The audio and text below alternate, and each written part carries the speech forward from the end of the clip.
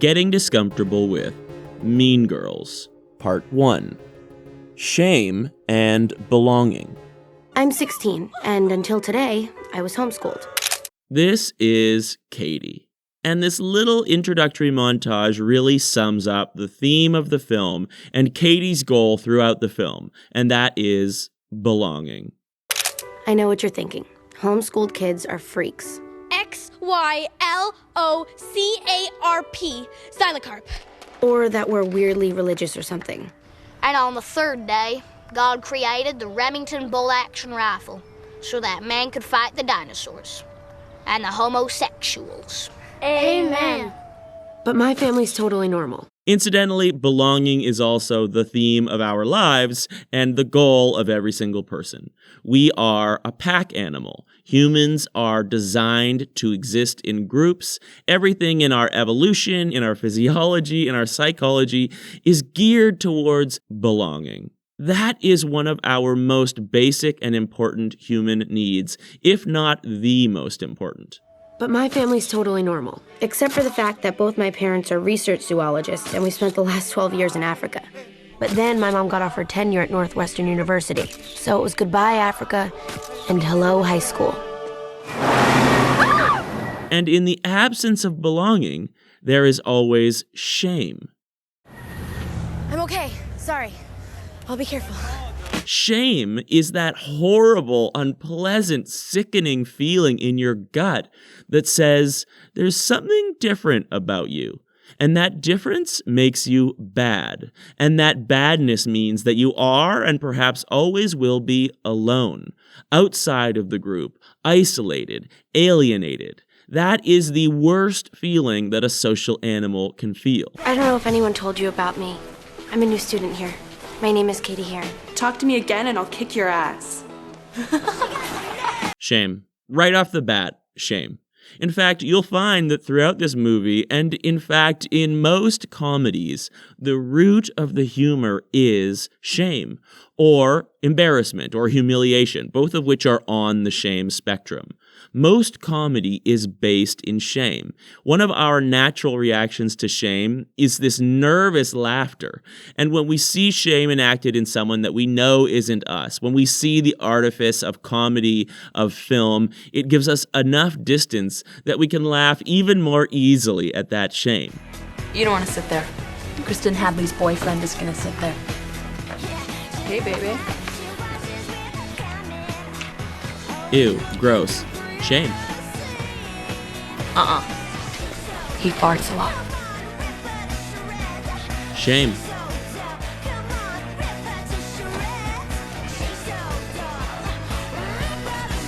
Hey, everybody. Shame, shame, shame.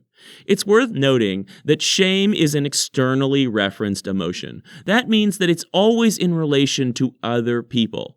The audience in that classroom watching Katie walk around and making all of these mistakes, that is where the shame comes from. It is their perceived judgment, laughter, criticism, scorn, disrespect that triggers shame inside of Katie and inside of us. Shame can't exist inside of a vacuum. Even if you feel shame when you're on your own, it's because you're imagining the judgment, scorn, and disrespect, laughter of other people. In fact, throughout this movie, everything Katie says in a classroom, if you listen, there is a laughter added into the soundtrack so that we know that other students are watching her and judging her, and that is where the shame and the humor and the humiliation and the embarrassment all comes from. The first day of school was a blur. A stressful, surreal blur. I got in trouble for the most random things. Where are you going? Oh, I have to go to the bathroom. You need the lavatory pass. Okay, can I have the lavatory pass? Nice try. Have a seat. I had never lived in a world where adults didn't trust me, where they were always yelling at me. Don't read ahead. No green pen. No food in class. Bleiben Ihren vorgenannten Platz. This is a period of conditioning. Katie, like any child who's just been born into the world, is looking around and learning the rules. And what's so interesting about the rules is that they feel so true. They feel so objective and real because of the intense shame that they bring up in us. But actually, the rules are arbitrary. Any school that she goes to is going to have different rules in any different country. And coming from Africa, she had a whole set of rules that no longer make sense anymore. So Katie needs to learn a whole new set of cultural norms in order to fit in order to belong, and in order to avoid shame. I had a lot of friends in Africa. Jumbo! What? But so far, none in Evanston. This is a perfect example of shame. We would rather hide than be seen alone in public. Because being seen alone in public like that, at a party or in a cafeteria, says we don't have any friends. Hey, how's your first day? And if we don't have any friends, that means there must be something wrong with us, which means shame.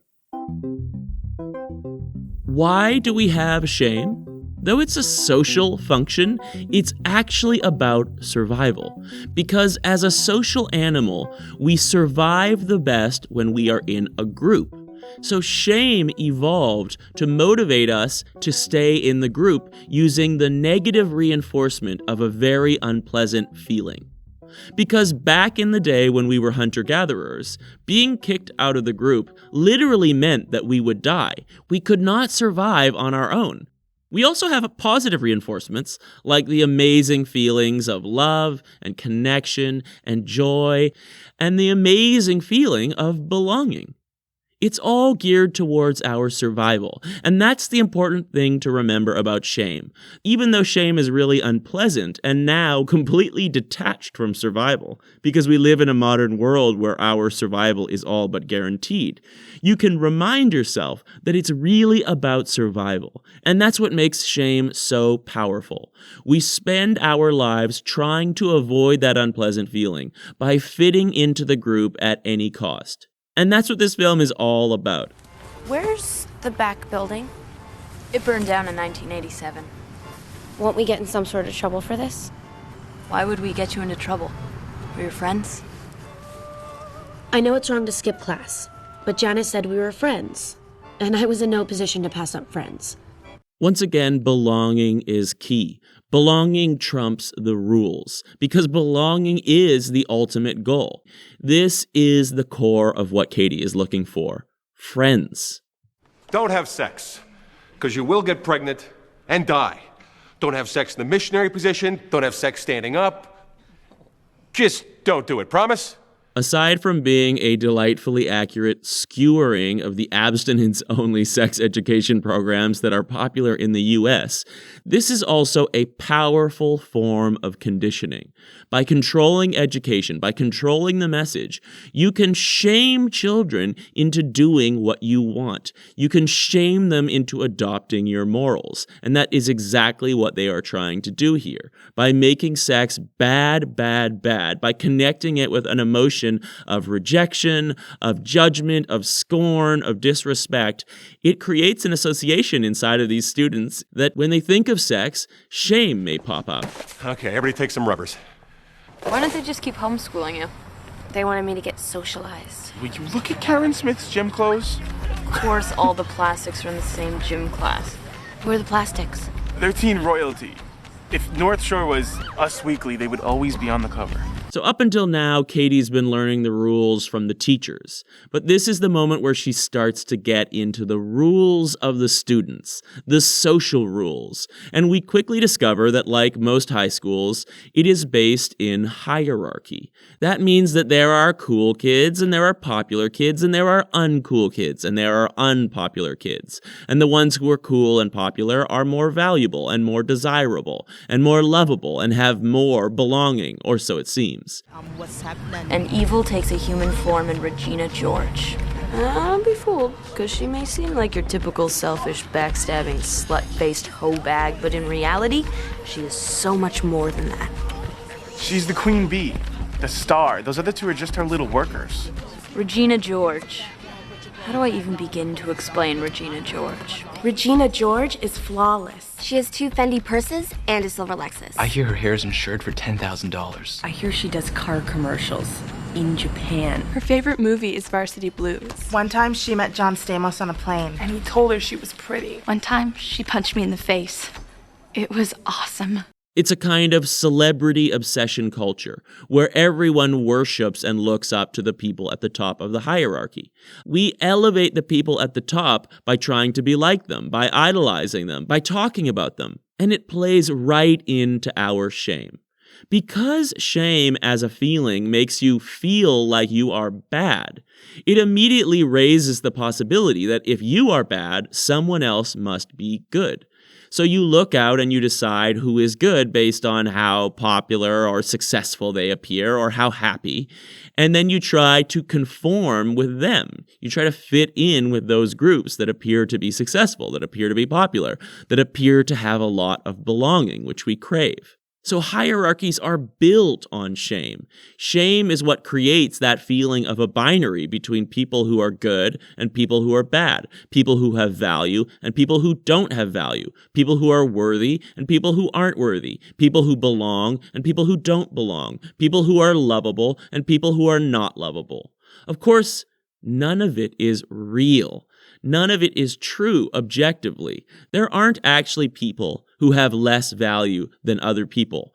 It's a fictional hierarchy of human value that we not only buy into, but we co-create. Everyone in this montage is co-creating this fictional hierarchy of human value and placing themselves somewhere along it, assigning themselves a certain value. I'm not as cool and worthy and popular and lovable as Regina, but I'm not as uncool and unworthy and unpopular and unlovable as, say, this group of so-called desperate wannabes. And the goal when you buy into this fictional hierarchy of human value, of course, is to try to earn or prove that you have as much value as possible, to try to climb up the ladder of worthiness, to try to reach the top of the hierarchy. And it seems that at the top right now is Regina George. Here. This map is going to be your guide to North Shore. Now, where you sit in the cafeteria is crucial because you got everybody there. You got your freshmen, ROTC guys, preps, JV jocks, Asian nerds, cool Asians, varsity jocks, unfriendly black hotties, girls who eat their feelings, girls who don't eat anything, desperate wannabes, burnouts, sexually active band geeks, the greatest people you will ever meet, and the worst. As you can clearly see, when you exist inside this fictional hierarchy, you want to label people so that you can easily categorize them. If you put all of the Asian nerds in one group and all of the so-called hot Asians in another group, you are easily able to see their position on the hierarchy. Even Katie's new friends, who we will later discover are labeled as the art freaks, have bought into this system, have bought into this hierarchy. They are perpetuating the problem just as much as the popular kids at the top, like the plastics. Katie is essentially being brainwashed into this new system, which actually has no objective reality to it except inside the heads of these students. And at the base of it, supporting it all, is shame. Wait. Sit down. Seriously, sit down. Why don't I know you? I'm new. I just moved here from Africa. That's really interesting. Thanks. You're like really pretty. Thank you. So you agree? What? You think you're really pretty? Oh, I don't know. Oh my God, I love your bracelet. Where did you get it? Oh, my mom made it for me. It's adorable. And there you have it. This whole movie, this whole premise, hinges on the fact that for random genetic reasons, Katie happens to be considered attractive in this culture. Simply because of how she looks, she catches the eye of the queen of the plastics, Regina George. Because like everyone else, Regina has bought into the fictional hierarchy of human value. And even though by all accounts Regina is at the top, that is because she works diligently to stay at the top. Regina believes deeply that her value as a person, her worth and lovability, depends completely on the opinions of other people.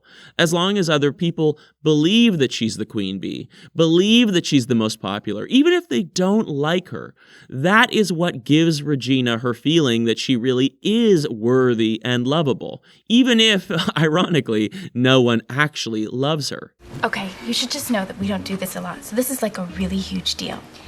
We want to invite you to have lunch with us every day for the rest of the week. Oh, it's okay. Coolness. So we'll see you tomorrow. So as soon as Regina sees Katie, she sees a threat. Katie is like a total babe. And like any savvy leader, Regina wants to keep her friends close and her enemies even closer. Katie could become more popular than Regina. Katie could steal Regina's value. Because it is a hierarchy, you can't share value. You can maybe be on the same level as someone, but ultimately, if you're trying to be at the top, you cannot share the top in a tie. You need to be better than everyone else. So Regina is constantly on the lookout, constantly working to ensure her position at the top of the hierarchy. Because she comes from a culture, in fact, I think we all come from this culture, that says that you need to be extraordinary in order to be valuable, in order to be worthy, in order to be lovable, in order to be respected. You need to be the best, or you need to be as high as you can possibly be. And that is a very frightening and precarious position that you constantly need to defend. And that is exactly what Regina is doing in this scene. She's inviting Katie into their group so that she can control Katie, so that she can actually get value herself out of Katie, and at the same time ensure that Katie stays below her. Having lunch with the plastics was like leaving the actual world and entering Girl World. And Girl World had a lot of rules. You can't wear a tank top 2 days in a row, and you can only wear your hair in a ponytail once a week. So I guess you pick today. Oh, and we only wear jeans or track pants on Fridays. Now, if you break any of these rules, you can't sit with us at lunch. Well, I mean, not just you, like any of us. Okay, like if I was wearing jeans today, I would be sitting over there with the art freaks. Oh, and we always vote before we ask someone to eat lunch with us because you have to be considerate of the rest of the group. Well, I mean, you wouldn't buy a skirt without asking your friends first if it looks good on you. I wouldn't? Right.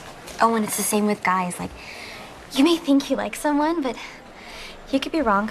These rules, probably concocted by Regina herself, are a form of control.